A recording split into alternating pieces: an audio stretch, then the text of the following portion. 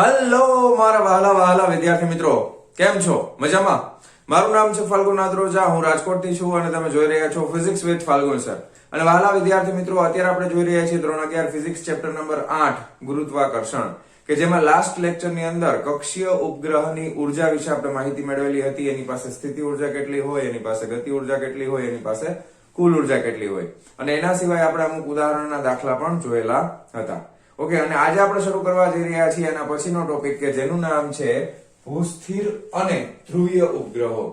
જેમાં આપણે સૌથી પહેલા ભૂસ્થિર ઉપગ્રહ વિશે માહિતી મેળવવાના છે, પછી આપણે ધ્રુવીય ઉપગ્રહ શું છે એના વિશે માહિતી મેળવશું. ભૂ એટલે કે પૃથ્વી, અને સ્થિર એટલે કે સ્થિર દેખાવું. પૃથ્વીની સપાટી ઉપરથી જે ઉપગ્રહ આપણને કોઈ પણ સમયે સ્થિર જોવા મળે, બરાબર, બપોરના 12 વાગે, સાંજના 5 વાગે, રાતના 12 વાગે, કોઈ પણ સમયે તમે જ્યારે પણ જુઓ ત્યારે ઉપગ્રહ એક જ જગ્યાએ દેખાતો હોય, પોતાની જગ્યા બદલે નહીં, પૃથ્વી ઉપર જોતા, તો એવા ઉપગ્રહને ભૂસ્થિર ઉપગ્રહ કહેવામાં આવે છે. સિમ્પલ સમજાઈ ગયું? પહેલા તો ભૂસ્થિરનો મતલબ સમજાઈ ગયો. ફરી પાછું, તમે પૃથ્વીની સપાટી પરથી કોઈ ઉપગ્રહને જોવો છો તો કોઈ પણ સમયે એ ઉપગ્રહ અવકાશમાં તમને એક જ સ્થાને જોવા મળે, કે જેનું સ્થાન બદલાતું ન હોય સમયની સાથે, તો એવા ઉપગ્રહને ભૂસ્થિર ઉપગ્રહ કહેવામાં આવે છે. સમજાઈ ગયું તમને? હવે ભૂસ્થિર ઉપગ્રહ કેવી રીતે અને શું કામ કરે છે, ભૂસ્થિર ઉપગ્રહ આપણે કેવી રીતે અવકાશમાં મૂકી શકીએ, બરાબર, તો એના વિશે થોડીક માહિતી જોઈ લે. તો આપણી પાસે એક આવર્તકાળનું સમીકરણ આપણને ઓલરેડી યાદ જ હોય, બરાબર, આપણે દાખલા માટે યાદ કરેલું જ છે આવર્તકાળનું સમીકરણ. ફરી પાછું યાદ કરાવું, નો યાદ હોય તો t² બરાબર અહીંયા અચળાંક હતો k, અને અહીંયા આગળ શું આવે તો કે ઓલો ત્રિજ્યાનો ઘન. કોનો નિયમ છે આ? કેપ્લરનો ત્રીજો નિયમ છે ને. તો અહીંયા આપણે લખતા હતા re + h આનો ઘન. હવે k ની કિંમત છે આપણે મૂકી દઈ, પાછી જરૂર છે એટલે. k ની કિંમત હતી 4π² અપવન છેદમાં gme, અને આ થઈ જશે re + h એનો ઘન. હવે મારે ખાલી આવર્તકાળ જોઈએ છે, તો આવર્તકાળ t બરાબર શું થઈ જશે? t બરાબર અહીંયા આગળ વર્ગમૂળ તમે કાઢી લેશો, એટલે આ વર્ગમૂળ કાઢવું છે આપણે, તો આ પાછું 2π થઈ ગયું, અને આ વર્ગમૂળ ની અંદર gme થઈ ગયું, બરાબર. અને અહીંયા કેટલી ઘાત આવી જશે તો કે re + h, આ 3 તો હતી અને વર્ગમૂળ કાઢ્યું એટલે 3/4 ઘાત થાય. ખ્યાલ આવ્યો? તો આ રીતે આપણને આવર્તકાળ મળશે. હવે આપણી પાસે કઈ કઈ વસ્તુ છે તો કે જો આપણી પાસે આવર્તકાળ આપણે ફિક્સ કરી દેવો છે. શું ફિક્સ કરી દેવું છે? આવર્તકાળ આપણે ફિક્સ કરી દેવો છે. હવે મારે આવર્તકાળ ફિક્સ કરી દેવો હોય, આવર્તકાળ મારે કેટલો રાખવો છે તો કે 24 કલાકનો રાખવો છે. કેટલો રાખવો છે? 24 કલાકનો રાખવો છે. હવે આવર્તકાળ 24 કલાકનો રાખું તો મને સમીકરણમાં શું મળે? ધ્યાન આપો. 2π અચળ છે, g અચળ છે, પૃથ્વીનું દળ આપણને ખબર છે, પૃથ્વીની ત્રિજ્યા આપણને ખબર છે, તો h મળી જાય ને, કે પૃથ્વીની સપાટીથી કેટલી ઊંચાઈ ઉપર આપણે ઉપગ્રહને રાખવાનો છે, એ વસ્તુ આપણને અહીંયાથી મળી જશે. તો હવે આપણે ખાલી આ વસ્તુ જોઈએ છે, તો આને આપણે કરતા બનાવીએ, બરાબર. આવર્તકાળને કરતા બનાવવાની બદલે આને કરતા બનાવીએ, re + h ને કરતા બનાવીએ. ધ્યાન આપજો. હવે અહીંયાથી સ્ટેપ અહીંયા પકડું છું, ધ્યાન આપજો તમે. re + h નો ઘન, એને આપણે કરતા બનાવીએ તો શું થઈ જશે તો કે gme, આ ચોકડી ગુણાકાર t² ના છેદમાં 4π², આવું થઈ જશે. અને પછી આપણે re + h ને કરતા બનાવો તો શું મળે તો કે હવે અહીંયા આગળ કેવી રીતે આવશે ઘાત? ધ્યાન આપજો. આ આખું લખી નાખવાનું gme t² ના છેદમાં 4π², અને આ બાજુ તમારે જે કઈ પણ જવાબ આવે એનું શું કરી દેવાનું? ઘનમૂળ કાઢી લેવાનું.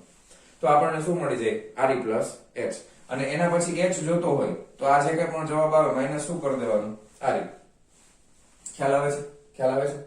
બરાબર ને? તો આપણે બધી વસ્તુ જાણીએ છીએ, માત્ર આપણને ખબર શું નથી તો કે h ની ખબર નથી. હવે અહીંયા આગળ જો તમે આવર્તકાળમાં t બરાબર 24 કલાક મૂકી દઈએ આપણે, તો આપણને જે ઊંચાઈ મળે છે, ઊંચાઈ, તો એ ઊંચાઈ આપણને જે મળે છે ગણતરી કરવાની જરૂર નથી થિયરીમાં, એ સીધી તમે યાદ રાખી શકો છો. 35,800 કિલોમીટર થાય છે. એપ્રોક્સિમેટ કેટલી ઊંચાઈ થાય છે?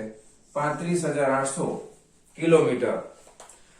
પૃથ્વીની ત્રિજ્યાની સાપેક્ષમાં બહુ મોટું અંતર છે આ.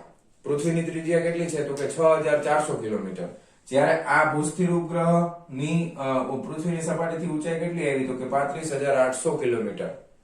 બરાબર છે? તો ખૂબ વધારે અંતર ઉપર જ્યારે જશે ત્યારે એ ભૂસ્થિર ઉપગ્રહની જેમ કામ કરશે, કારણ કે આટલી ઊંચાઈ હશે તો જ આપણને ઉપગ્રહનો આવર્તકાળ, પૃથ્વીની ફરતે પ્રદક્ષિણા કરવાનો ઉપગ્રહનો આવર્તકાળ છે એ પણ 24 કલાકનો થશે અને આપણી પૃથ્વી પોતાની ધરીની આસપાસ પણ 24 કલાકમાં એક પરિભ્રમણ પૂરું કરે છે.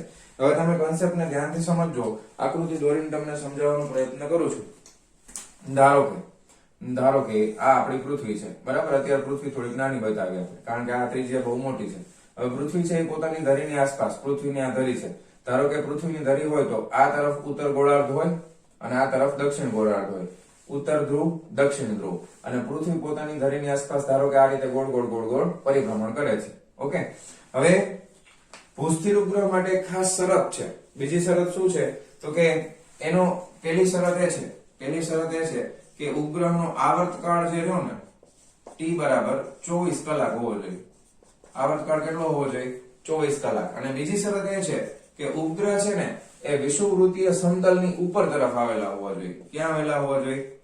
વિષુવવૃત્તીય સમતલમાં ઉપર તરફ, બરાબર છે. વિષુવવૃત્તીય સમતલમાં આવેલા હોવા જોઈએ. વિષુવવૃત્તીય સમતલમાં ઉપર તરફ એટલે હવે જો આ ઉત્તર ધ્રુવ કહેવાય, આ દક્ષિણ ધ્રુવ કહેવાય, બરાબર. અને પૃથ્વીના પોલ પણ કહેવામાં આવે છે. વિષુવવૃત્તીય સમતલ એટલે ઉત્તર ગોળાર્ધ અને દક્ષિણ ગોળાર્ધને એકદમ એક્ઝેક્ટ વચ્ચેથી આપણે કાપી નાખીએ આ રીતે. તો આ વિષુવવૃત્તીય સમતલ કહેવાય. ખ્યાલ આવ્યો? આને શું કહેવાય તો કે વિષુવવૃત્તીય સમતલ કહેવામાં આવે છે.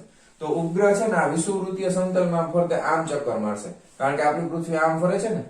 તો વિષુવવૃત્તીય સમતલમાં અહીંયા ઉપગ્રહ છે તો એને આ ભાગથી સીધે સીધું એક ધારું તમને એ વસ્તુ ઉપગ્રહ જોવા મળશે, જો તમે આ લોકેશન ઉપર હોય તો, બરાબર. અને ઉપગ્રહ કેવી રીતે પરિભ્રમણ કરતો હશે તો કે ઉપગ્રહ છે એ બહુ એની કક્ષાની ત્રિજ્યા ખૂબ મોટી છે. એટલે ઉપગ્રહ હું તમને જસ્ટ ખાલી સમજાય એટલા માટે આવું ડ્રોઈંગ કરીને 3D માં ઇમેજિન કરીને બતાવું છું. તો તમે આ રીતે વિચારી શકો. આ કયો ઉપગ્રહ છે? ભૂસ્થિર ઉપગ્રહ છે, બરાબર. હવે અહીંયાથી આ અંતર શું છે તો કે અહીંયાથી આ છે એ પૃથ્વીની ત્રિજ્યા છે આ રીત, અને અહીંયાથી આ જે અંતર છે, બરાબર, એ કેટલું છે તો કે આ h જેટલું છે. અને h કેટલું છે તો કે 35,800 કિલોમીટર છે. એટલે અહીંયાથી ખૂબ દૂર થાય ને આ 35,800 કિલોમીટર. તમને કન્સેપ્ટ સમજાય છે? તમે આ સમતલ ઉપર ગમે ત્યાં ઉભા હો, વિષુવવૃત્તીય સમતલ ઉપર તમે ગમે ત્યાં ઉભા હો તો તમને આ ઉપગ્રહ છે એ કેવો જોવા મળે તો કે સ્થિર જ જોવા મળે. હવે આ વિષુવવૃત્તીય સમતલની આસપાસ જેટલા દેશ આવેલા હોય એ બધા દેશ પોતપોતાના એક એક ભૂસ્થિર ઉપગ્રહ છે એ રાખી દેશે, જેથી કરીને ગમે ત્યારે એ ઉપગ્રહ છે એ દેશની ઉપર જ આવેલો હોય અને એનાથી બધી માહિતી એ લોકોને મળતી રહેશે. આકૃતિ સમજાઈ ગઈ? ક્લિયર છે? તો હવે આકૃતિ તમને સમજાઈ ગઈ હોય તો હવે આગળ વધીએ થિયરીના પોર્શનમાં, થોડું જોઈ લઈએ આગળ. ચાલો આકૃતિ જવા દો. તો ભૂસ્થિર ઉપગ્રહ માટેની શરત શું છે? એક તો આવર્તકાળ 24 કલાક હોવો જોઈએ અને વિષુવવૃત્તીય સમતલમાં જ આવેલું, ઉપર તરફ નથી, વિષુવવૃત્તીય સમતલમાં આવેલું હોવું જોઈએ. વિષુવવૃત્તીય સમતલ એટલે આ થયું, આ સમતલના જ એ જ સમતલમાં, આખે આખું સમતલ જ કહેવાય ને અનંત સુધીનું, તો એ જ સમતલની અંદર ઉપગ્રહ આવેલો હોવો જોઈએ. અને પૃથ્વીના કેન્દ્રથી, પૃથ્વીની સપાટીથી કેટલો દૂર હોય? 35,800 કિલોમીટર. ઓકે. આને કેવી રીતે મળે આપણને કિંમત તો કે આ રીતે મળે. આવર્તકાળ આપણે જાણતા હતા, એમાંથી જસ્ટ ખાલી h આપણને મળી જશે, બાકી બધું આપણે જાણીએ છીએ. ખ્યાલ આવી ગયો? ઓકે. હવે થોડીક થિયોરેટિકલ વાતો કરીએ ભૂસ્થિર ઉપગ્રહ વિશે. શું છે તો કે ભાઈ ભૂસ્થિર ઉપગ્રહ છે ને, એક તો આવડું મોટું ડિસ્ટન્સ કવર કરવું હોય તો ખૂબ જ શક્તિશાળી રોકેટની મદદથી મોકલવા પડે. આ કઈ નાનું અંતર તો છે નહીં, 35,800 કિલોમીટર બહુ મોટું અંતર છે. તો આવડા મોટા અંતર સુધી ઉપગ્રહને પહોંચાડવો હોય તો રોકેટ પણ ખૂબ જ શક્તિશાળી હોવું જરૂરી છે, તો જ ઉપગ્રહ એટલી ઊંચાઈ સુધી પહોંચી શકે, નકર પહોંચી શકે નહીં. છતાં પણ આપણે મોકલીએ છીએ. શું કામ મોકલીએ છીએ? કઈક ફાયદો થતો હોય તો જ કરતા હોય ને આવું. તો શું ફાયદો થાય છે? હવે ધ્યાનથી જોજો. એ ફાયદો હું તમને સમજાવવાનો પ્રયત્ન કરું છું. ભૂસ્થિર ઉપગ્રહથી આપણને શું ફાયદો થાય છે એ હું તમને સમજાવવાનો પ્રયત્ન કરું છું. તમે આ શબ્દ સાંભળેલો હશે, જીપીએસ સિસ્ટમ, જેને આપણે કહીએ છીએ ગ્લોબલ પોઝિશનિંગ સિસ્ટમ. જીપીએસ એટલે શું થાય તો કે ગ્લોબલ પોઝિશનિંગ સિસ્ટમ. તમે ગૂગલ મેપ યુઝ કરતા હશો. ગૂગલ મેપ ની અંદર કોઈ પણ લોકેશન તમે નાખો તો એ લોકેશન તમને તમારા મોબાઈલ ની અંદર જીપીએસ સિગ્નલ થ્રુ તમને લોકેશન બતાવશે, તમને ગાઈડ કરશે અને એ જગ્યા, આપેલ જગ્યા સુધી તમને પહોંચાડી દેશે. તો જીપીએસ સિસ્ટમ માટે જવાબદાર કોણ છે તો કે ભૂસ્થિર ઉપગ્રહો છે. હવે એક વસ્તુ તમે સમજો, ટેક્સ્ટ બુકમાં જે સમજાવ્યું છે હું તમને ડિટેલમાં સમજાવું છું કે ધારો કે આ આપણી પૃથ્વીની સપાટી છે, આ આપણી પૃથ્વી છે, ફરી પાછું આ પૃથ્વી છે. હવે પૃથ્વીથી થોડીક મોટી ડ્રો કરવી પડશે તો વધારે આઈડિયા આવશે. થોડીક મોટી બનાવીએ પૃથ્વી, બરાબર. ચાલો, ધારો કે હું પૃથ્વીનો એક જ અડધો જ ભાગ બનાવું છું. ધારો કે આ, બરાબર, આ એક પૃથ્વીનો એક ભાગ છે. ધારો કે આપણું તમારું જે કઈ પણ લોકેશન છે અહીંયા કંઈક તમારી લોકેશન છે આવેલી છે, બરાબર. આ પૃથ્વીનો એક ભાગ મેં બતાવ્યો, આખી પૃથ્વી નથી બતાવી, બરાબર. હવે તમને ખબર છે કે પૃથ્વીની ઉપર જઈએ તો વાતાવરણના અલગ અલગ અલગ અલગ સ્તર આવતા જાય. એમાં સૌથી છેલ્લે છે ને, સૌથી છેલ્લે એક સ્તર આવે છે જેનું નામ છે આઇનોસ્ફિયર. આ સ્તરનું નામ શું છે? તો કે આ સ્તરનું નામ છે આઇનોસ્ફિયર. આ સ્તરનું નામ છે આઇનોસ્ફિયર. Okay, very good.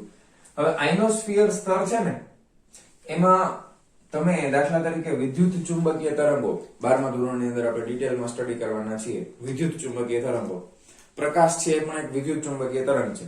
તો વિદ્યુત ચુંબકીય તરંગોના સિગ્નલ મોકલવામાં આવે પૃથ્વીની સપાટી પરથી, તો એ પૃથ્વીની સપાટી પરથી આવતા વિદ્યુત ચુંબકીય તરંગોના દાખલા તરીકે તમે અહીંયા કોઈ ટાવર છે, બરાબર, તો આ ટાવરમાંથી, બરાબર, વિદ્યુત ચુંબકીય તરંગોના સિગ્નલ મોકલવામાં આવે તો એ સિગ્નલ આમ જશે, બરાબર. હવે આ આઇનોસ્ફિયર છે ને, એની ખાસિયત હોય એ શું છે?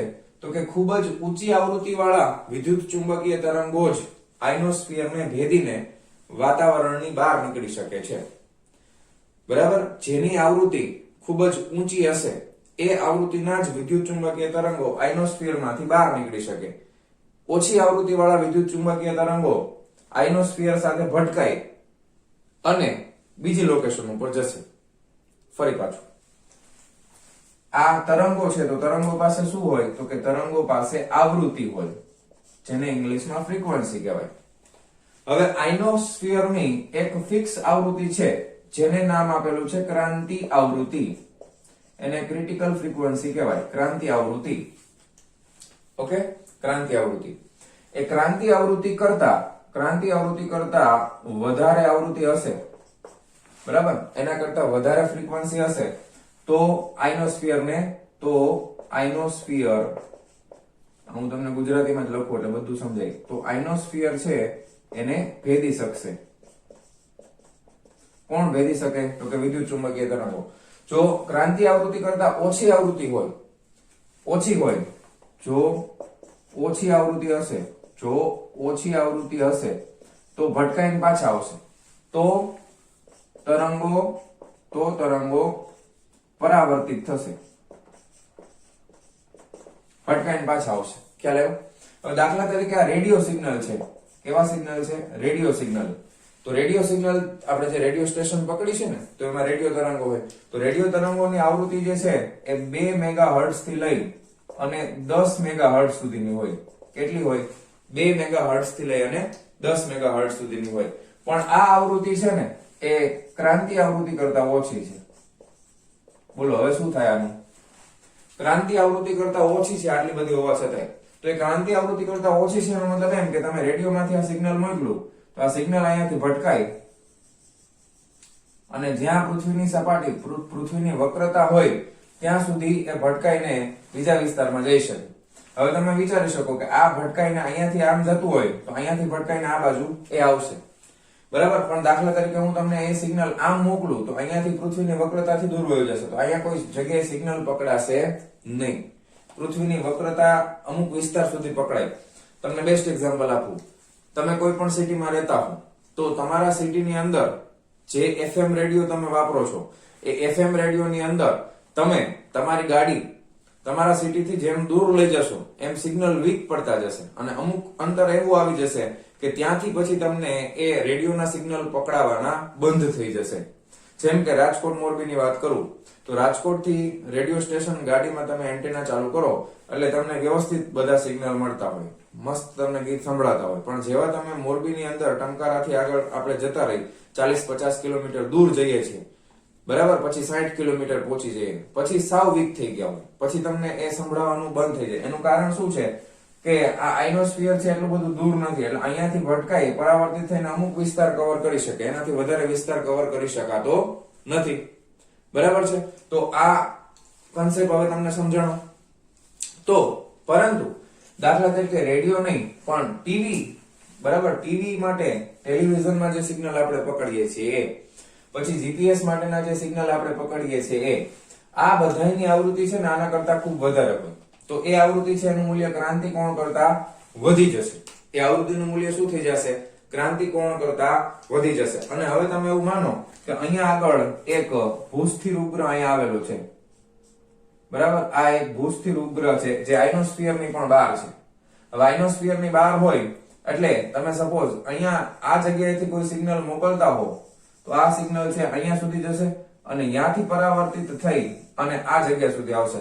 તો અહીંયા આગળ તમે જુઓ પૃથ્વીએ કેટલો વિસ્તાર આવરી લીધો, આ સિગ્નલે ખૂબ મોટો વિસ્તાર આવરી લીધો. આ કયો ઉપગ્રહ છે? ભૂસ્થિર ઉપગ્રહ છે અને એ તો ખૂબ દૂર છે, 35,800 કિલોમીટર.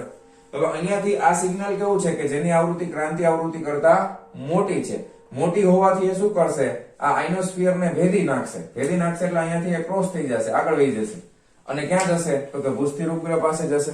ત્યાં એ સિગ્નલ રિસીવ થશે અને એ સિગ્નલ અહીંયાથી ભટકાય અને પાછું એ પૃથ્વી ઉપર મોકલશે.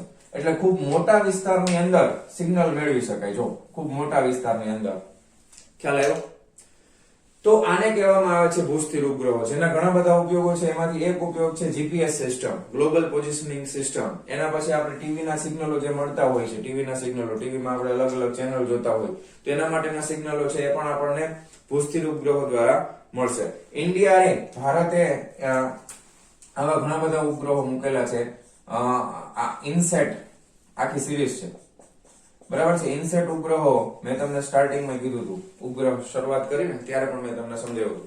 ઇન્ડિયાની અંદર આર્યભટ્ટ અને ઇનસેટ ની આખી સિરીઝ છે. ઘણા બધા ઉપગ્રહો આપણે મૂકેલા છે. એમાંથી ઇનસેટ સિરીઝ જે છે એ ભૂસ્થિર ઉપગ્રહો છે, બરાબર, ભૂસ્થિર ઉપગ્રહો છે જે આપણને કન્ટિન્યુઅસલી સિગ્નલ આપતા હોય છે, જેનાથી આપણને જીપીએસ સિસ્ટમ ને ટીવી અને એ બધી જ વસ્તુ આપણે યુઝ કરી શકીએ છીએ. ખ્યાલ આવી ગયો? કોઈ પ્રોબ્લેમ? રેડી? તો આ હતી માહિતી ભૂસ્થિર ઉપગ્રહો વિશે.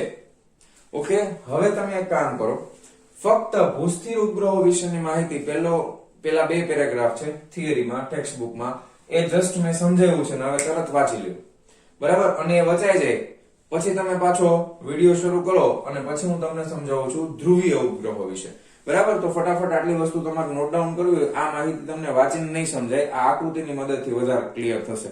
તો આ આકૃતિ ખાસ તમે રફ બુકમાં કે ગમે ત્યાં ટેકવી દેજો, જેથી કરીને તમને થિયરી લખતી વખતે બહુ ઝડપથી યાદ રહી જશે, બરાબર. ચાલો વિડિયો પોઝ કરીને લખી નાખજો, જવા દઉં છું. ચાલો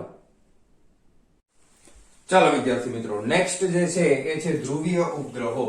તો ધ્રુવીય ઉપગ્રહો એટલે શું? તો કે ધ્રુવીય ઉપગ્રહો માટે એક તો પહેલી વસ્તુ આપણે પોઈન્ટ યાદ રાખતા જાય તો એક તો પહેલી વસ્તુ આવશે ઓછી ઊંચાઈ ધરાવતા ઉપગ્રહો છે. ઓછી ઊંચાઈ એટલે કેટલી? તો કે h જે છે એ લગભગ 500 થી લઈ અને 500 થી 800 કિલોમીટર ની વચ્ચે હોય. 500 થી 800 કિલોમીટર એટલે ખૂબ ઓછી ઊંચાઈ થઈ ગઈ.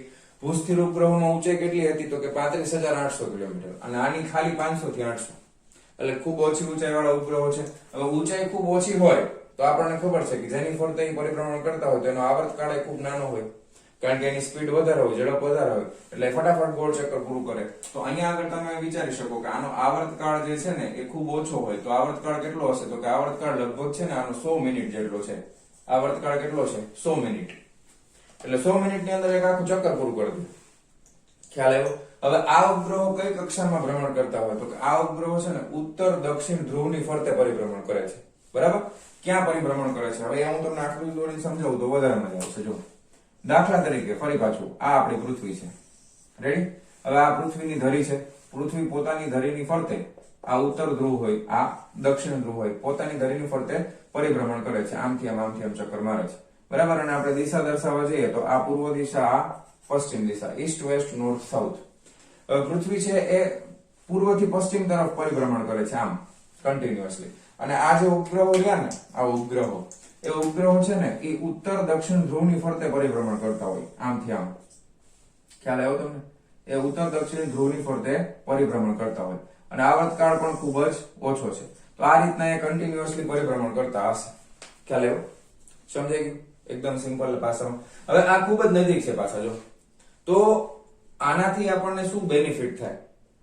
બેનિફિટ આપણને શું થાય? હવે આ ઉપગ્રહો ઉપર જે કેમેરો જડેલો હોય એ કેમેરાની મદદથી આપણે પૃથ્વીનો વિસ્તાર ખૂબ નજીકથી જોઈ શકાય, કારણ કે ખૂબ અંતર ઓછું છે, 500 થી 800 કિલોમીટર છે, તો કોઈ પણ વિસ્તારને ખૂબ જ નજીકથી જોઈ શકાય. પણ એ વિસ્તાર છે તમને પટ્ટીના સ્વરૂપમાં જોવા મળશે. ધારો કે આપણે એવું વિચારી કે પહેલી વખત જ્યારે ઉપગ્રહ અહીંથી પસાર થયો ત્યારે આપણને એક વિસ્તાર દેખાણો, એ આ પટ્ટીના સ્વરૂપમાં દેખાણો, બરાબર, આ પટ્ટીના સ્વરૂપમાં દેખાણો, બરાબર, આટલો વિસ્તાર દેખાણો. હવે એને એક પરિભ્રમણ પૂરું કર્યું, એક પરિભ્રમણ આખું પૂરું કર્યું અને બીજું પરિભ્રમણ શરૂ કર્યું, તો એ બીજા પરિભ્રમણ વખતે આની બાજુનો વિસ્તાર આવડીને આવડી જાડેનો એને દેખાશે ફરી પાછો પટ્ટીના સ્વરૂપમાં. ખ્યાલ આવી ગયો? પણ માહિતી એકદમ ચોક્કસ હશે, કારણ કે ઉપગ્રહ ખૂબ જ નજીક છે, ફોટા એકદમ ક્લિયર હશે, બરાબર છે. તો એટલા માટે આ ઉપગ્રહનો આપણે ઉપયોગ કરવામાં આવે છે. હવે આ ઉપગ્રહના ઉપયોગો કયા કયા છે? તો પહેલો ઉપયોગ આવે છે રિમોટ સેન્સિંગ. ઓકે, એને ગુજરાતીમાં કહેવાય છે દૂર સંવેદન, એટલે ઇંગ્લિશમાં નામ સારું છે, રિમોટ સેન્સિંગ. Remote sensing. હવે આનો મતલબ શું થાય? દૂર સંવેદનનો મતલબ શું થાય? દૂર સંવેદનનો મતલબ એવો છે કે કોઈ પણ વસ્તુનો ફિઝિકલ ટચ કર્યા વગર, એટલે કોઈ પણ વસ્તુને અડ્યા વગર એના વિશેની સંપૂર્ણ માહિતી મેળવવી, એને કહેવાય દૂર સંવેદન. બરાબર, તમે દાખલા તરીકે કોઈ ખેતર ઉપરથી કે કોઈ વિસ્તારમાંથી આ ઉપગ્રહ પસાર થતો હોય તો નીચેને એકદમ ક્લિયર ફોટા આવી જાય, તો તમે ફોટા ઉપરથી બધી માહિતી મેળવી શકો કે અહીંયા વાતાવરણ શું છે, કેવું હશે. તો એના માટે શબ્દ યુઝ થાય છે દૂર સંવેદન, જેને કહેવામાં આવે છે રિમોટ સેન્સિંગ. કે ભૌતિક રીતે કોઈ પણ વસ્તુને સ્પર્શ કર્યા વગર આપણે એના વિશેની માહિતી મેળવીએ તો એને કહેવામાં આવે છે દૂર સંવેદન, રિમોટ સેન્સિંગ. કારણ કે શબ્દ તમારા માટે નવો હોઈ શકે, તમે ન જાણતા હો તો એનો મતલબ મેં તમને સમજાવી દીધો, ટેક્સ્ટ બુકમાં મિનિંગ નથી સમજાવેલો. દૂર સંવેદન એટલે રિમોટ સેન્સિંગ. ઓકે, એના પછી તો કે હવામાન શાસ્ત્રની આગાહી જોતી હોય, હવામાન શાસ્ત્રની, તો એ પણ મળે, બરાબર છે. હવામાન શાસ્ત્રની આગાહી આપણને એના ઉપરથી મળી જાય.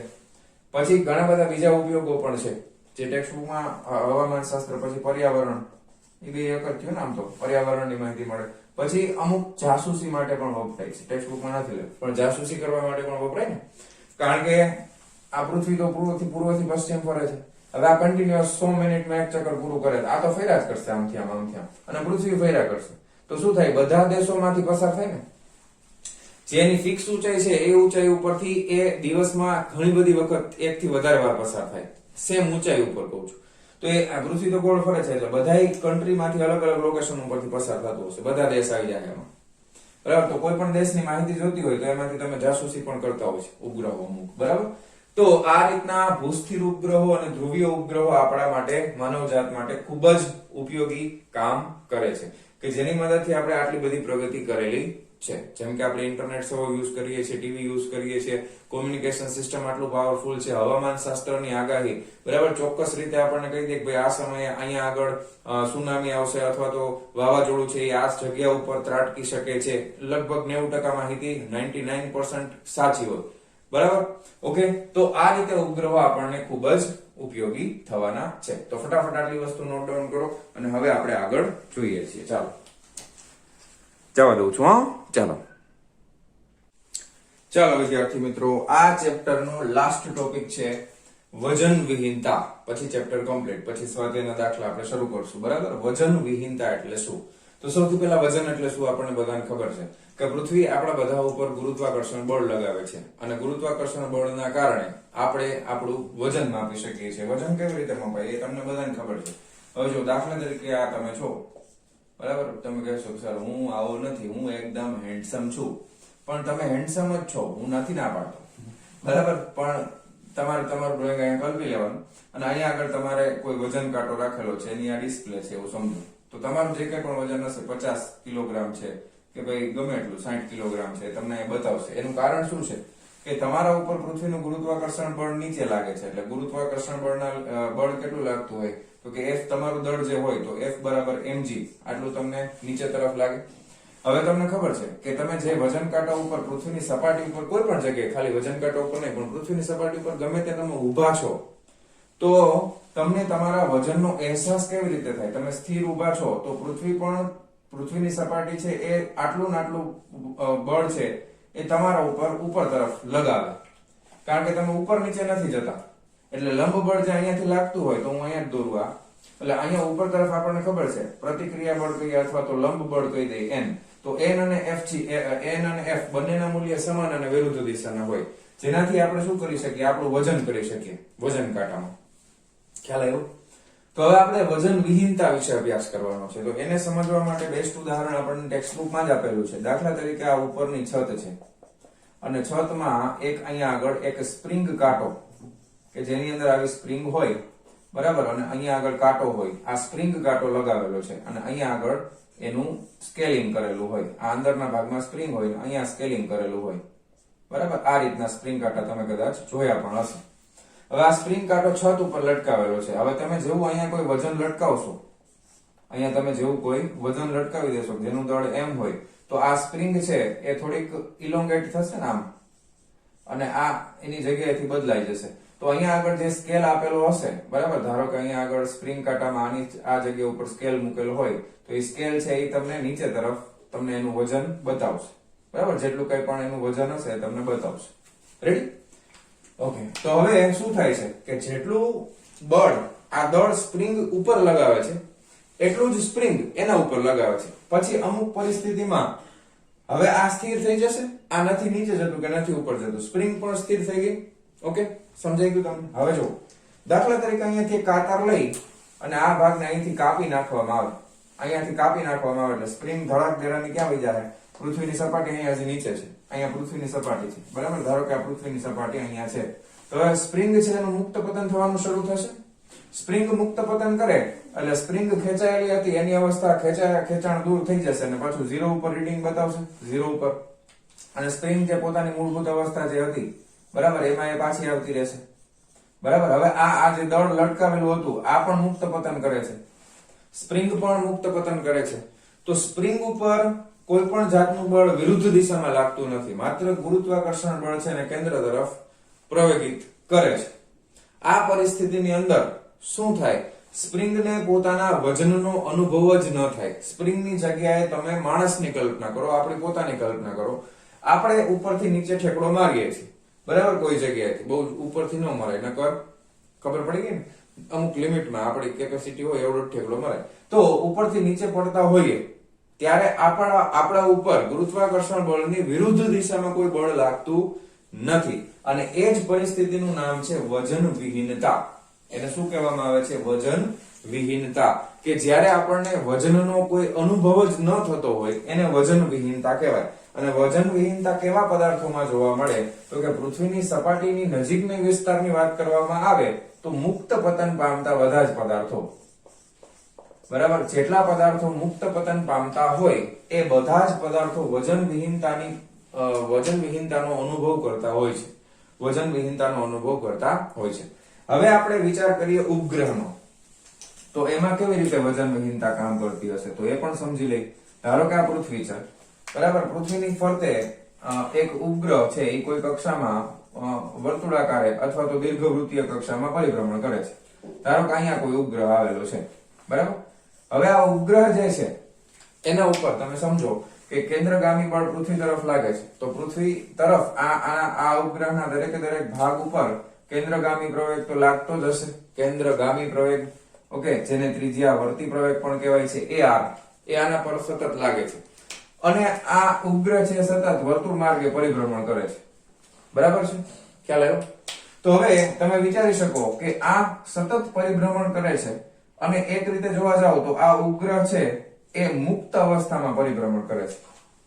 કેન્દ્રગામી બળ આના તરફ લાગે છે અને એક બીજું બળ છે એ આ દિશામાં, ધારો કે આમ પરિભ્રમણ કરતો હોય આ રીતે, તો એક બીજું બળ છે એ આ તરફ લાગતું હોય, બરાબર છે, અને સંતુલિત સ્થિતિમાં હોય એટલા માટે જે વર્તુળ માર્ગે પરિભ્રમણ કરી શકે એ આપણને ખબર છે. ઓકે, તો આ ઉપગ્રહની અંદર જે કોઈ પણ વ્યક્તિ આવેલા હોય એટલે કે અવકાશ યાત્રીઓ આવેલા હોય તો એ અવકાશ યાત્રીઓ જે છે એ વજન વિહીનતાનો અનુભવ કરે. એ લોકોને સતત એવું લાગતું હોય કે જેમ કોઈ વ્યક્તિ મુક્ત પતન કરતો હશે એવો જ અનુભવ એ લોકોને સતતપણે થતો હશે, કારણ કે એના દરેકે દરેક પદાર્થ ઉપર કોઈ પણ જાતનું બળ એક દિશામાં લાગે છે તો બીજી દિશામાં કોઈ બળ લાગતું નથી, એટલે એ તરતા હશે અવકાશમાં, એના જેવો અનુભવ થશે. ખ્યાલ આવ્યો? તો આને કહેવામાં આવે છે વજન વિહીનતા. એકદમ સિમ્પલ ટોપિક છે, તમે એને મુક્ત પતનથી આરામથી સમજી શકો છો, વજન વિહીનતાને.